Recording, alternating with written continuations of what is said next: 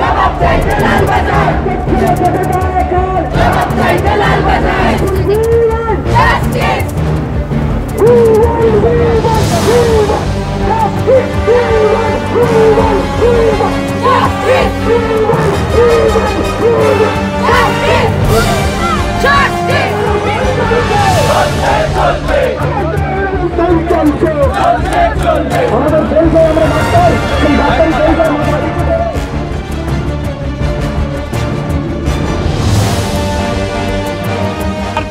নির্যাতিতার জন্য আর পাড়ের লড়াই 1 ইঞ্চি জমি ছাড়া হবে না বলে রাখলাম। যা পারেন করে নেন। চেষ্টা করা হচ্ছে, ভয় পেয়েছে। এটা সরকারি রেপ অ্যান্ড মার্ডার। একজন এক্সিস্টিং রানিং ডক্টর সরকারি প্রিমিসেসে নাইট ডিউটিতে ডেকে এনে মমতা ব্যানার্জির পুলিশ ডিপার্টমেন্ট থেকে বেতন দেওয়া সিভিক যদি অভিযুক্ত হয়ে থাকে কলকাতা পুলিশের দাবি অনুযায়ী, তাহলে ডেকে এনেছে মমতা স্বাস্থ্য দপ্তর আর রেপ করেছে মমতার লোক পুলিশ ডিপার্টমেন্টের সিভিক। দৃষ্টিভঙ্গিতে কিছু কথা বলছি।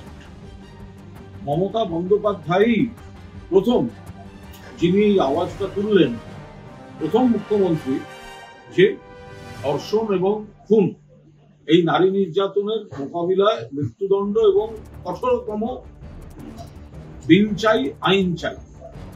তো তারপরে মমতা বন্দ্যোপাধ্যায় বলার পরে তো এখন শুভেন্দুবাবু এখন উল্টো কথা বলছেন। তো তার নেতা নরেন্দ্র মোদীজি তিনি তো এখন একই কথা বলছেন, এই কড়া আইন চাই। তো এটা তারা করেননি কেন? এবং সেখানে পশ্চিমবঙ্গ সরকার মমতা বন্দ্যোপাধ্যায়ের নেতৃত্বে সেটা করছে। কঠোরতম ধর্ষণ, কঠোরতম সাজা, ধর্ষণ এবং খুন কঠোরতম সাজা। রাজ্য বিধানসভায় এই বিষয়ে বিল পাস হতে চলেছে। তো সেই জায়গায় দাঁড়িয়ে সারা দেশের মধ্যে প্রথম মমতা বন্দ্যোপাধ্যায়ের নেতৃত্বে পশ্চিমবঙ্গ সরকার এই কাজটা করতে চলেছেন। তো এখানে মমতা বন্দ্যোপাধ্যায় আজকে যা ভাবছেন, পশ্চিমবঙ্গ নারী সুরক্ষায় কঠোর আইনের ক্ষেত্রে যে পথ দেখাচ্ছে, সেটাতেই তো বাকি রাজ্যগুলোকে চলতে হবে, দেশকে চলতে হবে। তো প্রধানমন্ত্রীর তো এতদিন সুযোগ ছিল, তিনি করেননি কেন?